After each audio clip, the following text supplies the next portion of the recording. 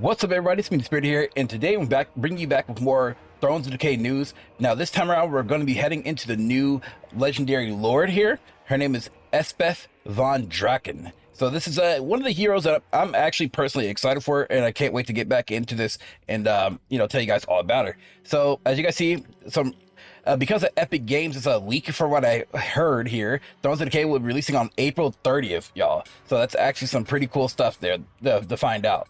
So going into this, right? So this video will probably be like a multiple video because I'm going to explain Elspeth von Draken and also the new Empire units in probably two separate videos. So as you guys see here, introducing the Dark Lady of Nuln to some, the Graveyard Rose to others. Elspeth von Draken is a respected advisor to the Electric Countess Emanuel von Libwitz, or Libwitz, if I said that right. So at a glance, here's what she brings to the Empire. She's a spellcaster, which means that she's a potent Lord of Death spellcaster and a hefty scythe to boot. Elspeth's abilities grant her a healthy mix of subversion and magic. She can also use mounts. Elspeth can utilize a warhorse as a typical mount, or spring for the monster's Carmen Dragon. Her team comes with the Imperial Gunnery School, a unique campaign mechanic focused on developing the next stages of the Empire weaponry with black powder and wizardry, and also Gardeners of Moor, a new building type allowing Elspeth to transport her armies instantly to the Gardens of Moor constructed within friendly Empire cities. So that's actually really cool and very interesting. So here she is. She's the descendant from a bloodline long touched by wizards of magic or winds of magic. Elspeth has often been a reclusive yet baneful foe to the enemies of the Empire. As an obsessive experimenter and master of magic, it's time to bring her power to the forefront and enhance the Empire's forces in the face of emerging chaos. Often found mounted atop of Carmen Dragon, Elspeth von Draken is deadly in every sense of the word. Two-handed pale scythe, her weapon of choice, passively grants her increased spell mastery and resistance, growing intensity as she casts further spells. And with the Depth's Timekeeper, she can reverse the sands in her favor, healing her own wounds by siphoning life from an enemy via direct magic or direct damage. That's actually pretty badass. As she stands somewhere between life and death, we must also look at Darkwalker, an active augment that grants Elspeth a large helping of physical resistance and triggers the striding attribute. When mounted on Carmen Dragon, Cascading Blast can be used. This active Dragon Breath attack delivers both magical and flaming damage. Plus, with Living Darkness passive, she increases her own physical resistance whilst completely removing the magical attacks of enemies within her area of effect. So that's really cool. So basically means that she can go down there, use her dragon, and tank for a bit, and that's really cool. So right, what we have here, guys, is the Imperial Gunnery School that comes with her. So as you guys see here with the Imperial Gunnery School, it looks like you can upgrade your units to have extra gunpowder. You can, looks like camouflage netting, concussive blast. So that's really cool. Give each unit unique upgrades, which is really nice. I like that. So the Empire's arsenal needs an upgrade. Fast and long-standing institution of great knowledge and innovation. The Imperial Gunnery School has the means to make it a reality.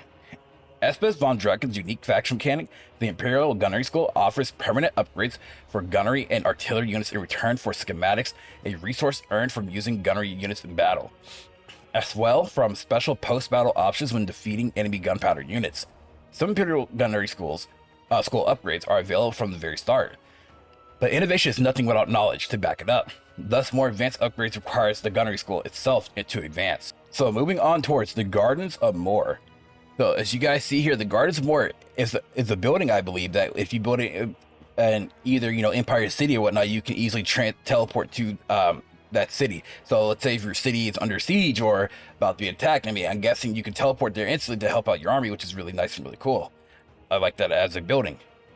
So for the decrease to receive protection from Moor, the god of the dead, after they pass over to the afterlife, they must be buried in the Gardens of Moor, where black roses grow, and black magic has no place to allow it to defy the certainty of one's demise.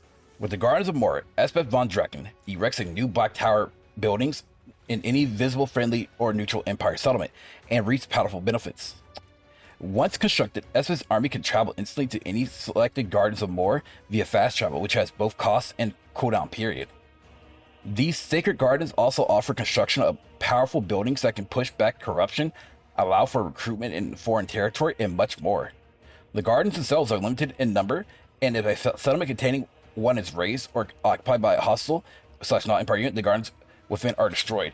So it actually makes sense that they're limited. So like you wanted to give them to, like, I guess you could say your main cities, and Nuln will most likely be one of the main cities. So you have like what, four of the choices to go for. So let's say you have one Altdorf probably, but Altdorf is like 2 seconds away, or Talabifheim because those are at a distance, or Mardenberg, stuff like that. I can see how that's gonna work. That's pretty cool. And of course, if they're destroyed, then yeah, it makes sense that you got to rebuild them up in order to use them again. So that makes a lot of sense. So then the legendary hero here, I believe, is Theodore Bruckner. Theodore Bruckner, looking like a spiffy guy here. Honestly, he looks like a dwarf, but he's not a dwarf. He's an empire. I mean, it's that beard, that does it for me.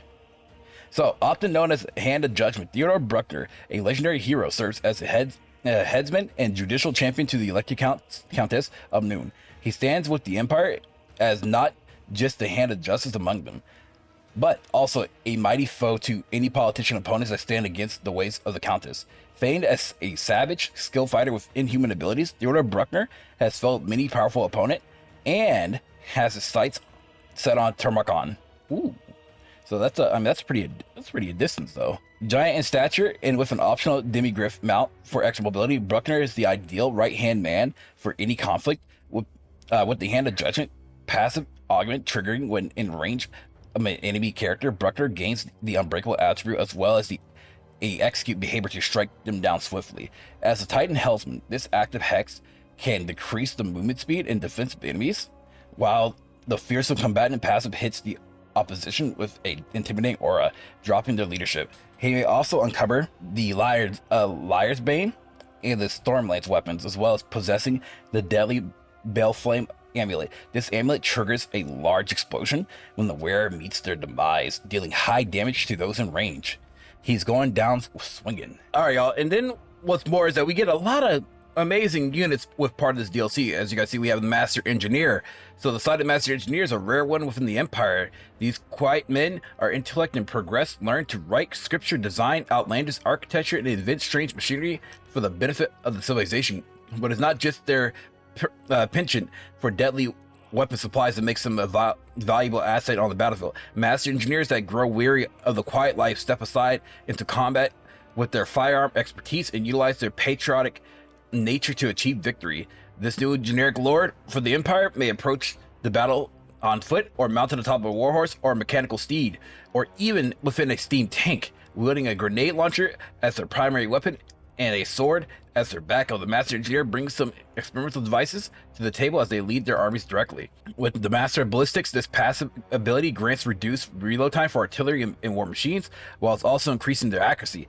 Thanks to their pigeon bombs active ability, the Master Engineer can deliver a single long-range bombardment of destruction. And then we have the Engineer. Engineers of the Empire follow a life similar to that of their masters, though instead of leading troops into battle, they opt to nestle themselves in it as supporting generic hero, wielding the same gizmos